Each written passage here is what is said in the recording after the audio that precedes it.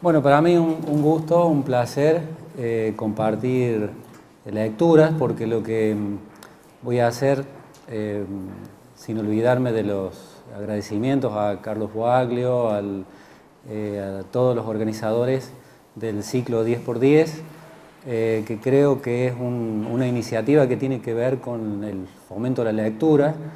El fomento de la lectura es, yo creo, esencial para, y me refiero concretamente a la lectura que tiene una raíz estética, a la lectura literaria, es decir, nos abre, yo creo, a universos y a situaciones que en lo cotidiano difícilmente uno se pueda llegar a cruzar.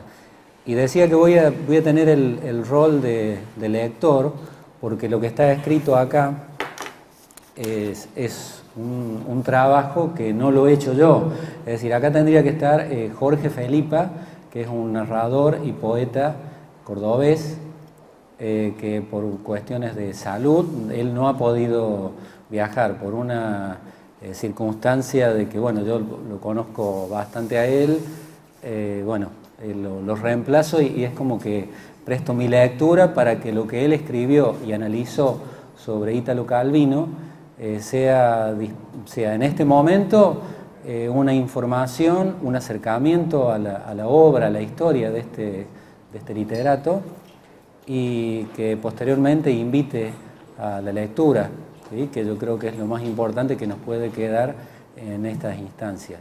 Y a pensar al arte en sus diferentes vertientes como parte constitutiva o como parte esencial para construirnos como sujetos. Entonces yo creo que el valor del libro, en ese caso, nos construye como personas más integrales, como para poder analizar y ver el mundo que en un primer digamos, pantallazos suena tan complejo, ¿no? Con tanta complejidad, con tantas dinámicas de conflictos y disputas. Yo creo que la literatura ahí es esencial para comprender todas esas cosas. Bueno, ahora voy a dar lectura entonces al texto que elaboró Jorge Felipa.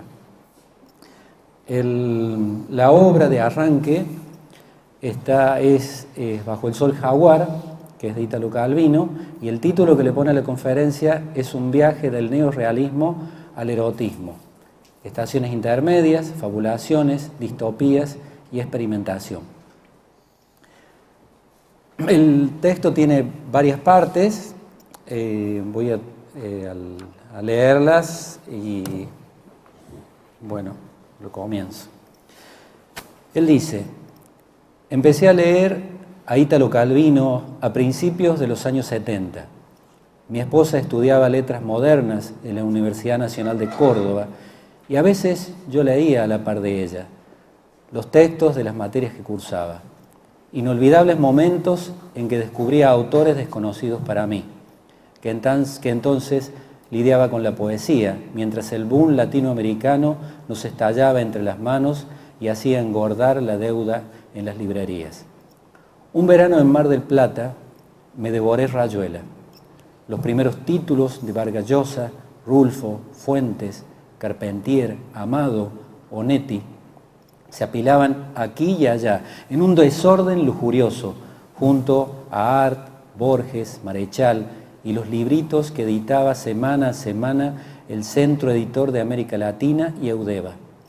El CEAL, fundado por don Boris Spivakov en 1966, en plena dictadura de Onganía, publicaba varias colecciones con autores argentinos y extranjeros, todavía desconocidos para mí: Sacchi, Conrad, Crane, Cavafix, McCuller, Stendhal.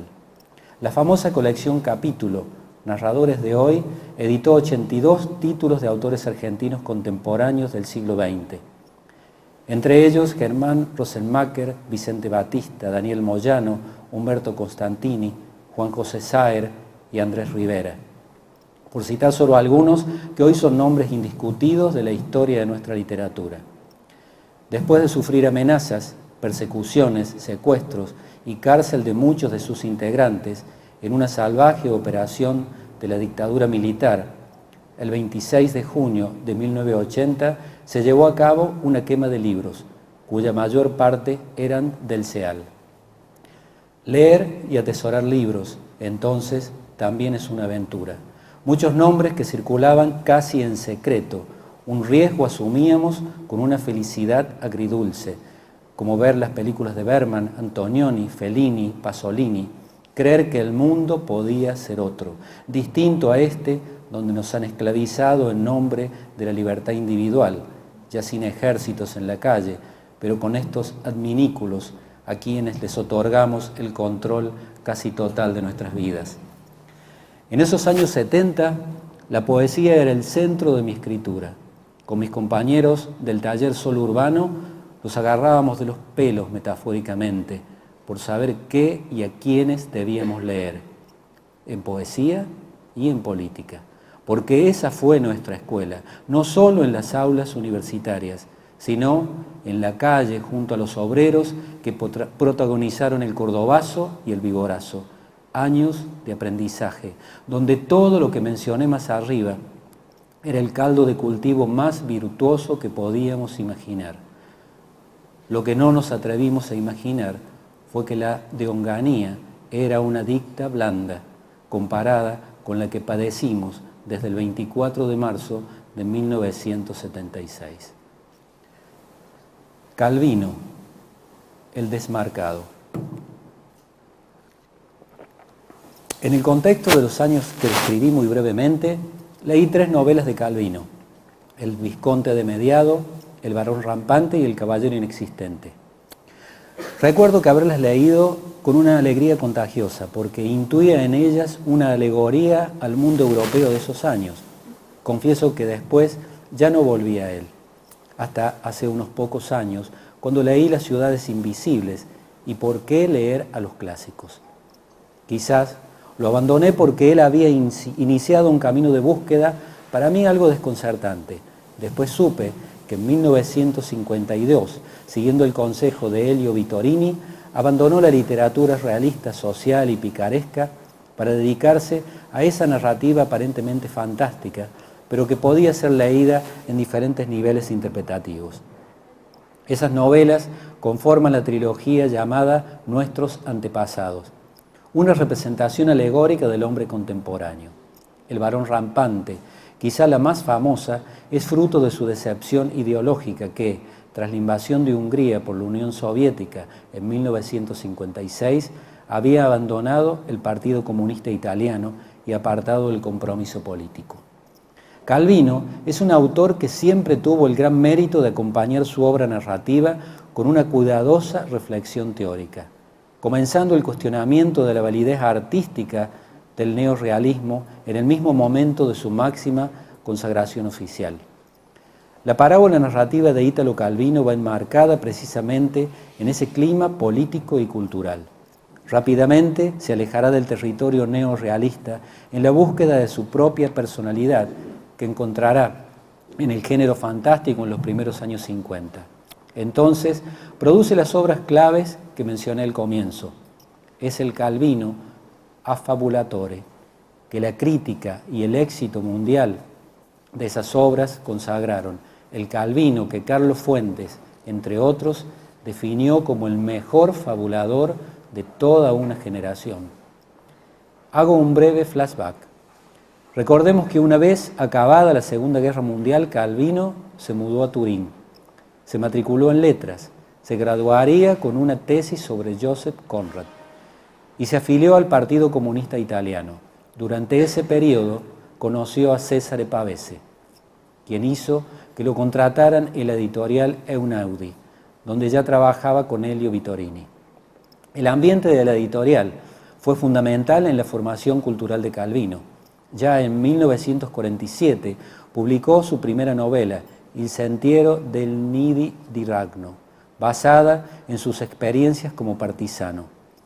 En 1949, un volumen de cuentos, Último viene il corvo. Las dos obras fueron escritas dentro de la estética del realismo italiano, a pesar de que, especialmente la primera, ya tiene un tono de fábula. Y ahora doy un salto temporal hasta la publicación, en 1972, de Las ciudades invisibles. En la parte final de la introducción, Italo Calvino afirma: casi todos los críticos se han detenido en la frase final del libro, buscar, que dice así la frase final, buscar y saber reconocer quién y qué en medio del infierno no es infierno y hacer que dure y dejarle espacio. Como son las últimas líneas, todos han considerado que es la conclusión, la moraleja de la fábula. Pero este libro es poliédrico y en cierto modo está lleno de conclusiones, escritas siguiendo todas sus aristas e incluso menos epigramáticas y epigráficas que esta última. Es cierto que si esta frase se ubica al final del libro, no es por casualidad. Y aún más, esta es solo la última parte del texto en cursiva sobre los atlas del Gran Khan, y que desde el principio hasta el final no hace sino proponer varias conclusiones posibles de todo el libro. Ahí termina la cita de Calvino. Yo quiero leer, dice Felipa, un tanto arbitrariamente en esta afirmación de Las ciudades invisibles, de que es un libro poliédrico, lleno de conclusiones posibles, con aristas no menos epigramáticas y epigráficas. Quiero leer, digo, casi como un programa final de una obra, pero esto supone una actitud deliberada de algo a llevarse adelante con una secuencia determinada. Y por el contrario, la obra de Italo Calvino fue construyéndose con incursiones meditadas y azarosas, en distintas corrientes de pensamiento, de fenómenos lingüísticos propios de la época, en particular su relación con el grupo Oulipo, y desmarcándose para ir siempre más allá de las categorías tradición, vanguardia. El crítico Paolo Fabri nos ayuda a establecer estos procesos escriturales por los que atraviesa Italo Calvino. Dice: ¿por qué prefiero hablar de vanguardia, tradición? Porque era la cuestión que preocupaba a Calvino. ¿Qué quiero decir con esto? Cuando él entró en el mundo literario, tenía un estilo que heredaba la tradición del naturalismo, del realismo italiano, aunque ya desde el inicio hubiera introducido variantes notables de tipo voltairiano, de relato filosófico, pero de relato filosófico irónico. Sin embargo, ¿qué sucede en los años del Grupo 63? Se produce la irrupción en el ámbito italiano de un modo de escribir completamente diferente. No es que Calvino no conociera a Joyce o a los grandes autores de la vanguardia, sino que él acusó intensamente el hecho de haber sido clasificado junto a Moravia y a otros en el interior del establishment literario que escribía de manera tradicional. Pero no era así, porque Calvino desde sus comienzos pensaba de una manera que se prestaba a un modo diferente de expresión, por lo cual creo que el encuentro con el grupo Oulipo tuvo un papel decisivo. Sabemos que leía a Quenois desde 1947 y que probablemente tenía una idea de su propia obra que no estaba ligada necesariamente a la tradición. Volvemos entonces ahora a lo que dice Felipa. Como bien lo explica el crítico Marco Nifantani en el artículo de 1992, en los años 50, con la segunda posguerra, irrumpe la crisis definitiva del sujeto desintegrado. Ya con Sartre, en La náusea, el sujeto individual se camina a la pérdida completa de la propia individualidad y con las novelas de Robert Gillet y de Butor, los procesos de descripción de una nueva forma de conciencia de los objetos inmediatamente cercanos son el centro de la narración. Calvino siente fuertemente la novedad de esa situación y la crisis del ideal de una literatura humanista, que después de haber pasado por el nudo profundo de la conciencia y el inconsciente, Con la confianza de poder interpretar y entender el mundo, se enfrenta con la ciencia, una ciencia que se pone como modelo regulatorio o regulativo de la sociedad, relegando a la impotencia y a la frustración proyectos de transformación de la realidad que habían tenido vigencia hasta 15 o 20 años. Es precisamente en ese periodo comprendido aproximadamente desde los primeros años 50 hasta principios de los 60 que Calvino va elaborando una poética original que desarrollará hasta Sea una notte d'inverno un bellatore y la otra obra, Palomar. No es un proceso indoloro, ya que por largo tiempo Calvino seguirá pensando en un ideal de literatura que sepa empujar a la transformación de la realidad existente, al mismo tiempo que van cambiando los paradigmas que habían guiado su reflexión. Cada vez más va imponiéndose un esfuerzo cognoscitivo de la realidad, en el cual va también concentrando un sentido ético, antes asignado a la función transformativa. Calvino se da cuenta de que no se trata solo de refundar unos valores que determinadas circunstancias históricas han puesto en crisis, sino que más bien los instrumentos ya no son adecuados para interpretar la realidad, que no se quiera veleidosa o superficial. Otro subtítulo dice acá, el distópico. Entendamos lo distópico como lo contrario a lo ideal, ¿no?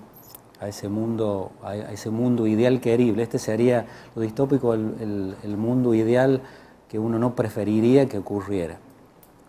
Dice, Las ciudades invisibles es para mí un libro clave en la producción de Calvino, porque señala con un enorme valor anticipatorio modos de estar en las ciudades que también encontramos, entre muchas otras, en las obras de ingleses como Anthony Burgess, Ballard, Aldous Huxley y George Orwell, el autor de 1984, publicada en 1949.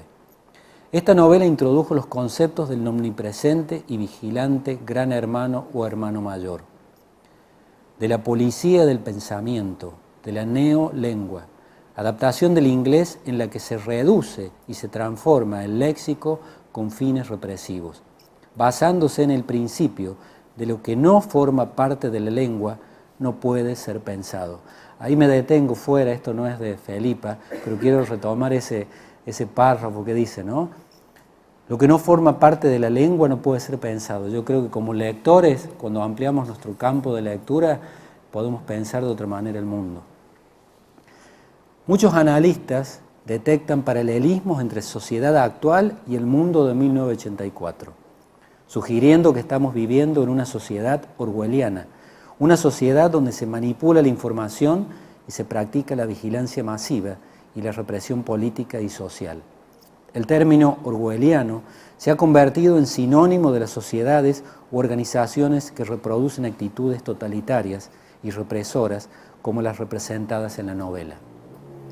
Otra novela que se la considera parte de la tradición de las novelas distópicas británicas, sucesora de 1984 de Orwell, Un mundo feliz, de Aldous Huxley.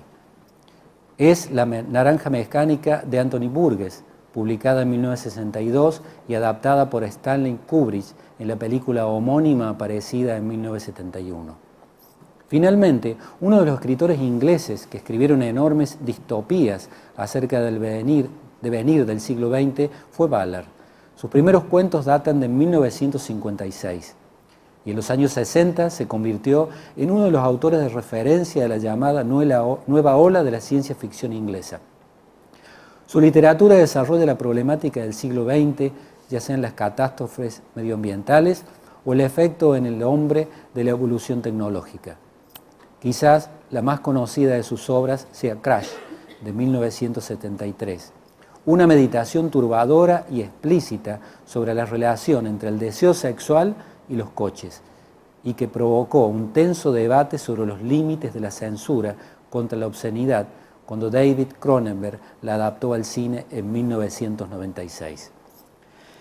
Y aquí en esta línea de pensamiento, Calvino, cuando a propósito de las ciudades invisibles dice, creo que lo que el libro evoca no es solo una idea temporal de la ciudad, sino que desarrolla de manera unas veces implícita y otras explícita una discusión sobre la ciudad moderna. A juzgar por lo que me dicen algunos amigos urbanistas, el libro toca sus problemáticas a varios puntos y esto no es casualidad, porque el trasfondo es el mismo. Incluso lo que parece evocación de una ciudad arcaica solo tiene sentido en la medida en que está pensado y escrito con la ciudad de hoy delante de los ojos. Y Calvino se interroga y nos pregunta, ¿qué es hoy la ciudad para nosotros? Creo haber escrito algo así como un último poema de amor a las ciudades, cuando es cada vez más difícil vivirlas como ciudades. Tal vez estamos acercándonos a un momento de crisis de la vida urbana y las ciudades invisibles son un sueño que nace desde el corazón de las ciudades invisibles.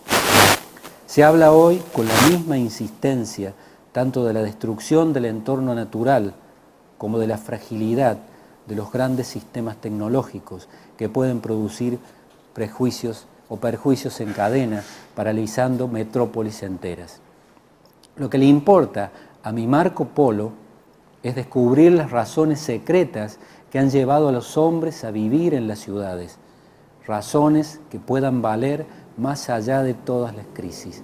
Las ciudades son un conjunto de muchas cosas, memorias, deseos, signos de un lenguaje, son lugares de trueque, como explican todos los libros de historia de la economía, pero estos trueques no lo son solo de mercancías, son también trueques de palabras, de deseos, de recuerdos.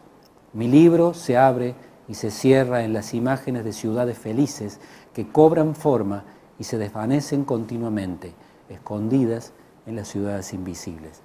Ese párrafo yo creo que es una interesante invitación. Si pueden conseguir Ciudades Invisibles, es impecable el libro. Calvino, el experimental. En 1964 Italo Calvino hizo un viaje a Cuba. Allí nació en 1923.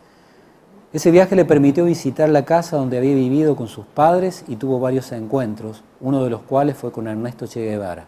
El 19 de febrero, en La Habana, se casó con la argentina Esther Judith Zinker, Chichita. Se fueron a vivir a Roma, donde un año después nacerá su hija Giovanna. La atmósfera cultural italiana había cambiado mucho. La neovanguardia había consolidado sus posiciones de prestigio y el estructuralismo y la semiología se habían convertido en las ciencias sociales a las que todos se referían. De estos años son las cosmicómicas y El tiempo cero, una recopilación de cuentos aparentemente de ciencia ficción, pero que en realidad se basan en una corriente fantástica y surreal. En 1967 se trasladó a París, incrementó su interés por las ciencias naturales y la sociología y entró en contacto con el grupo Oulipo. El Castillo de los Destinos Cruzados, la Taberna de los Destinos Cruzados, las Ciudades Invisibles y Si una noche de invierno un viajero, son las obras que pertenecen a su llamada época combinatoria. Son una muestra de cómo influyeron en Italo Calvino estos contactos.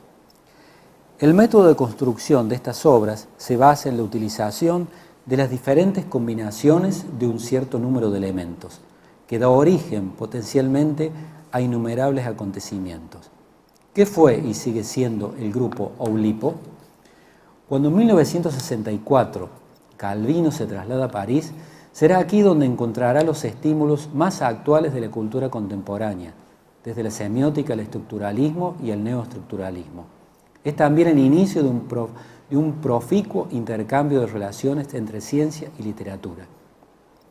La posición de Calvino parece querer mediar entre las reflexiones contemporáneas de Barthes y del grupo Tecuel, según el cual la literatura es más científica que la ciencia y tiene un propio código de autorreferencia, lo que da la posibilidad de investigar sus estructuras.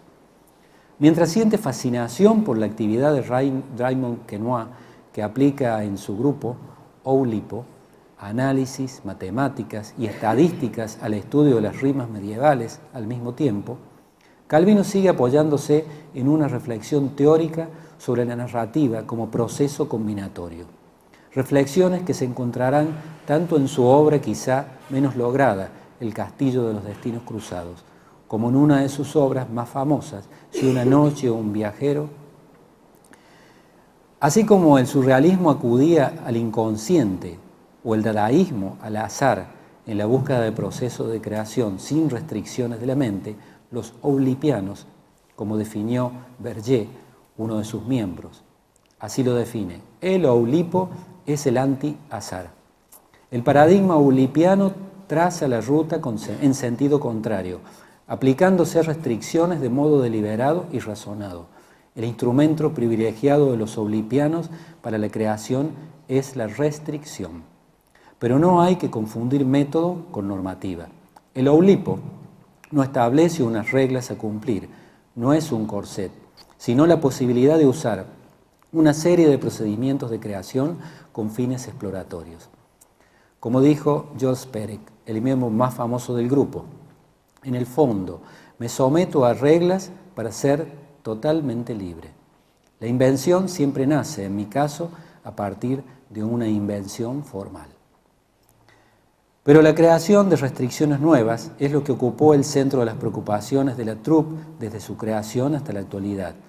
Algunos ejemplos de restricciones célebres son los que utilizó Calvino en El castillo de los destinos cruzados, donde un grupo de viajeros se encuentra en un castillo y cada uno narra una historia utilizando las cartas del tarot. Otra de sus obras más lúcidas es Si una noche de invierno un viajero, en la que cada capítulo es el comienzo de una novela que siempre queda interrumpida. Los 10 principios que se compone el libro corresponde cada uno a un tipo diferente de narración. Con este ejercicio de estilo a la manera de Quenoa, Calvino ejemplifica cuáles son los modelos y los estilos de la novela moderna, desde el de la neovanguardia hasta el neorrealista, desde el existencial al fantástico y surreal. En la base de la narración está encajado el esquema de las 1001 noches, dentro del que Calvino coloca sugerencias provenientes de la novela contemporánea.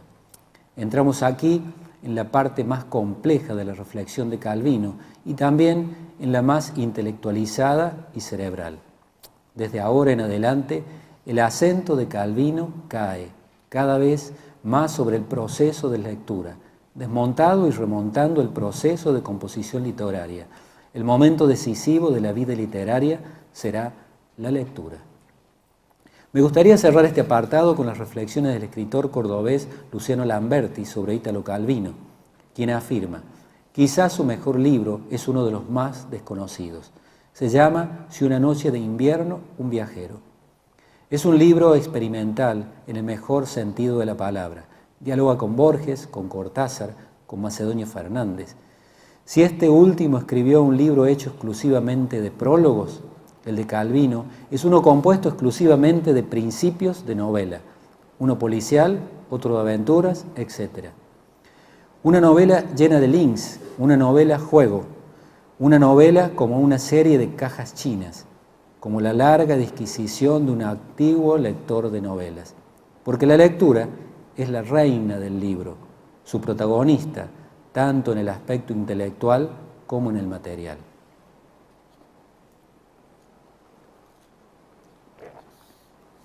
Los 5 sentidos en la literatura y en las demás artes.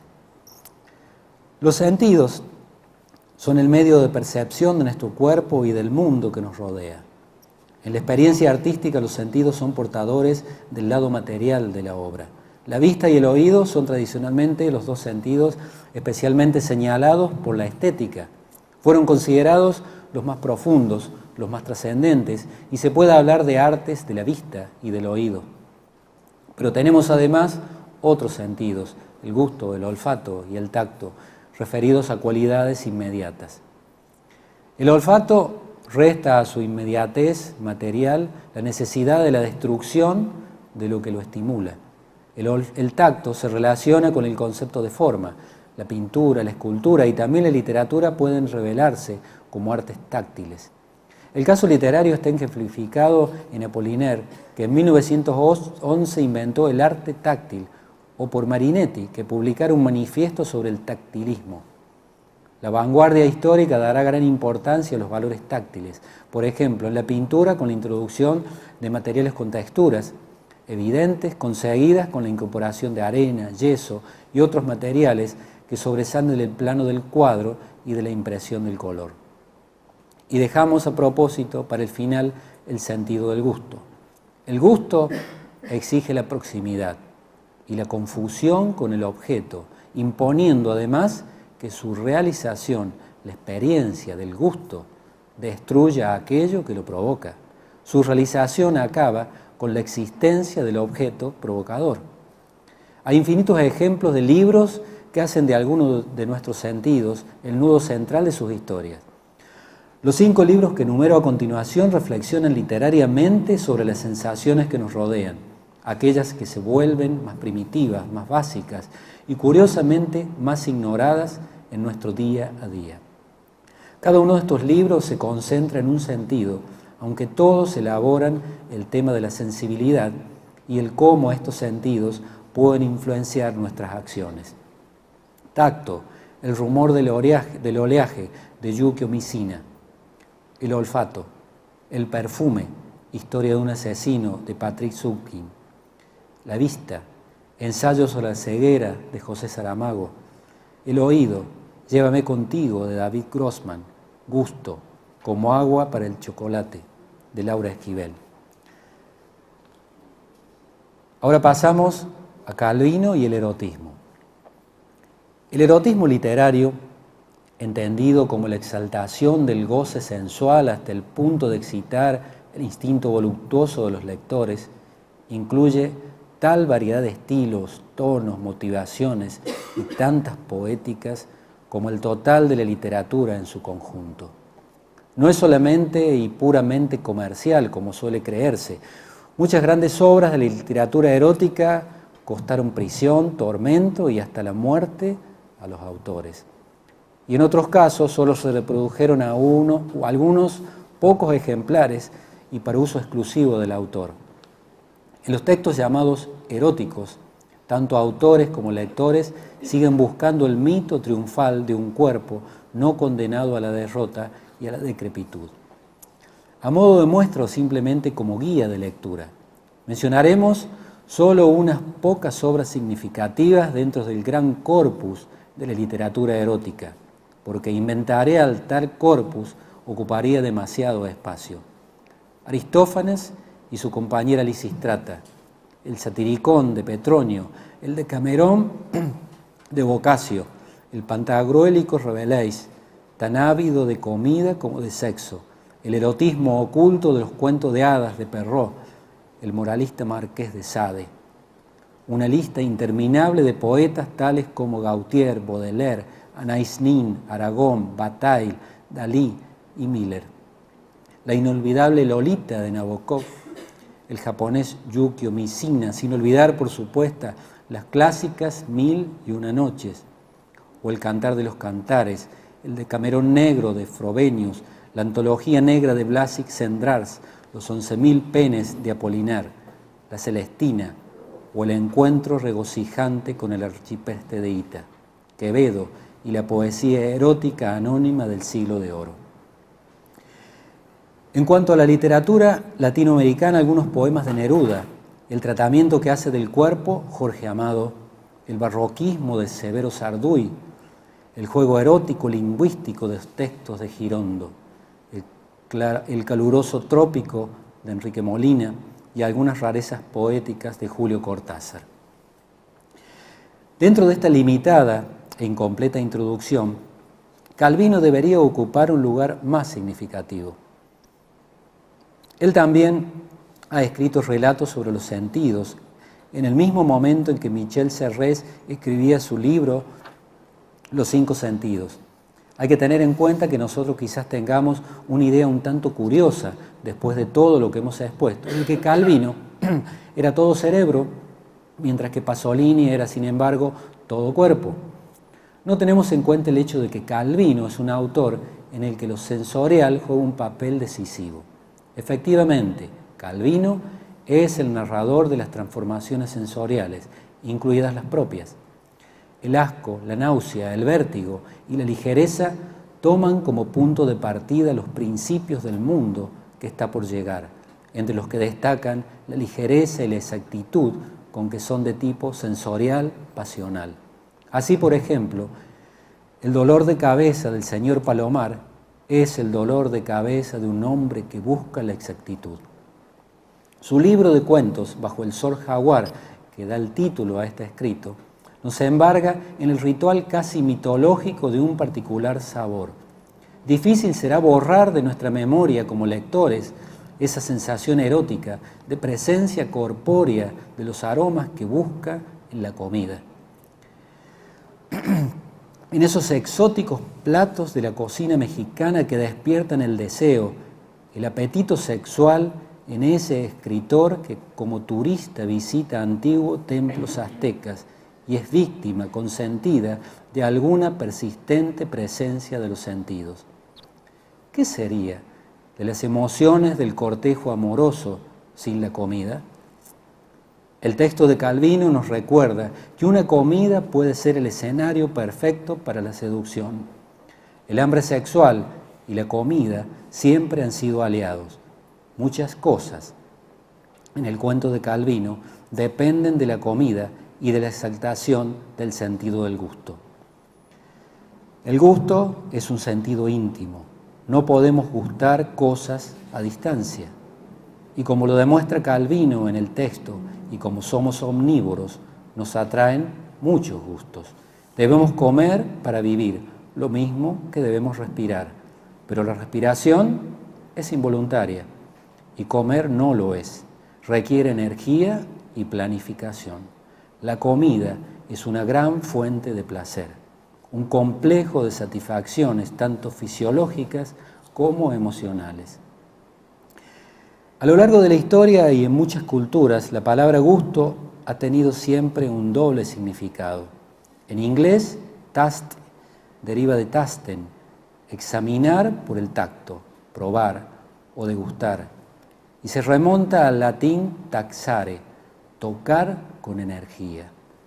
De modo que el gusto ha sido siempre una prueba o un juicio. Los que tienen gusto, Olivia y su esposo, personaje de Bajo el sol jaguar, son los que aprecian la vida de un modo intenso, personal, erótico, y han encontrado en ella algo sublime. Algo de mal gusto se considera obsceno o vulgar, y en relación al erotismo, pornográfico. Sin embargo, en este cuento Calvino va un poco más allá. Relaciona la carne en el comer con el sacrificio y el amor. El sacrificio y el canibalismo, vinculados al hecho de comer, con la verdad de la vida revelada en la muerte.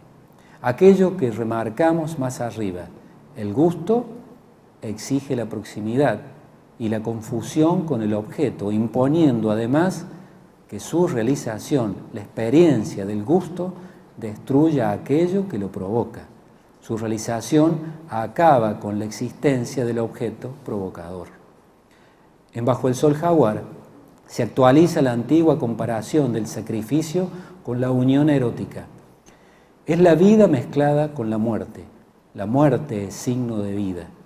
Y esta conjunción de opuestos, como es un abrazo erótico, adquiere en Calvino pleno sentido, ya que lo que el acto de amor y el sacrificio revelan es la carne, el cuerpo. El movimiento de la carne excede en este cuento un límite, una violencia que anima a los órganos. La carne es ese exceso que se opone a la ley de la decencia. La carne es el enemigo nato de aquellos a quienes atormenta la prohibición del cristianismo.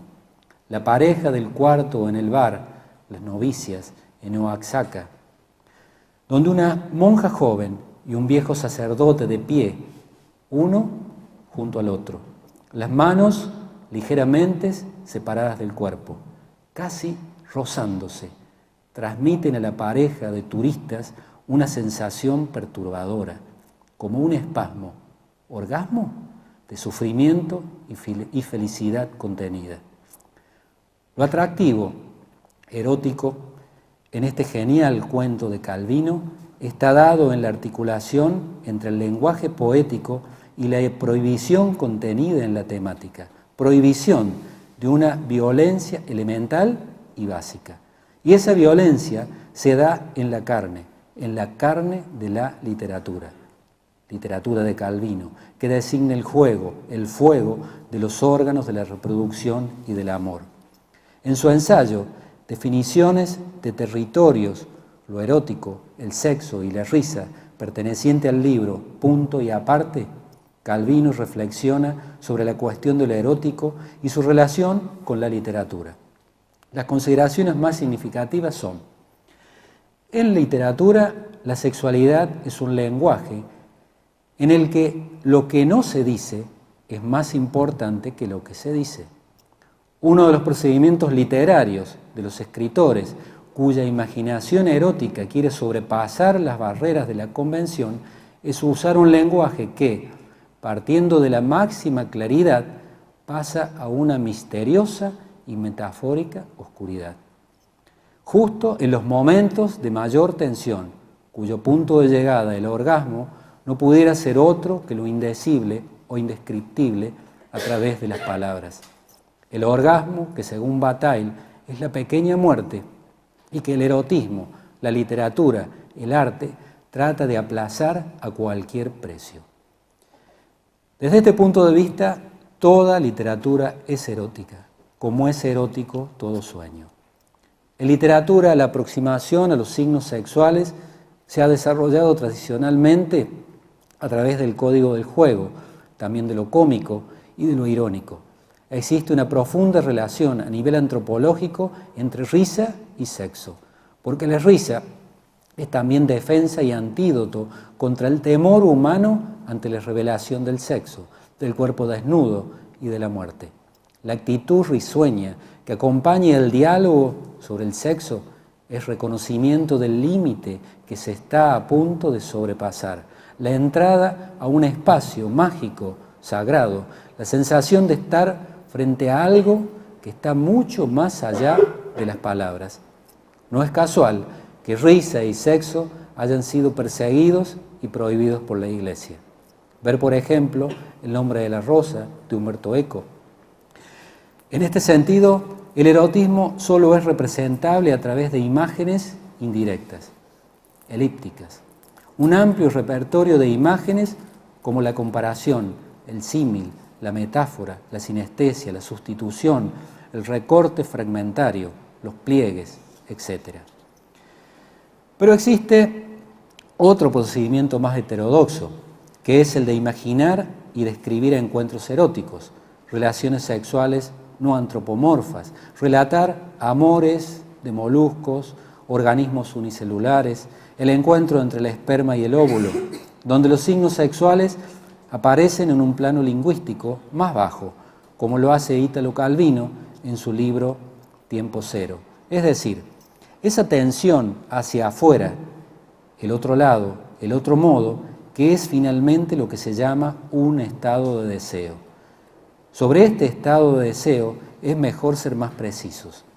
Se observa un estado de deseo cuando de un estado de satisfacción se pasa a un estado de creciente satisfacción y por lo tanto, de inmediato, a un estado de insatisfactoria satisfacción, es decir, de deseo. Por último, para Calvino se pueden adoptar dos posturas tradicionales frente a lo erótico. Primero, asumir para su tratamiento literario aspectos regresivos de lo primitivo, como recuperación de la capacidad de asombro, por ejemplo, en las obras de Lawrence, César Vallejo o Oliverio Girondo. 2.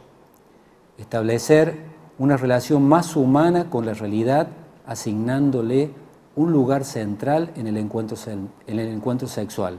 Es el caso de Pablo Neruda o Henry Miller. Para Italo Calvino, entonces, la literatura erótica es un método indispensable para devolverle eros a la existencia. Ahí termina la disertación, está firmado por Jorge Felipa en junio de 2017. Bueno, ya espero que todos hayan disfrutado de la lectura que este narrador y poeta cordobés nos ha regalado para este encuentro de 10 por 10. Gracias.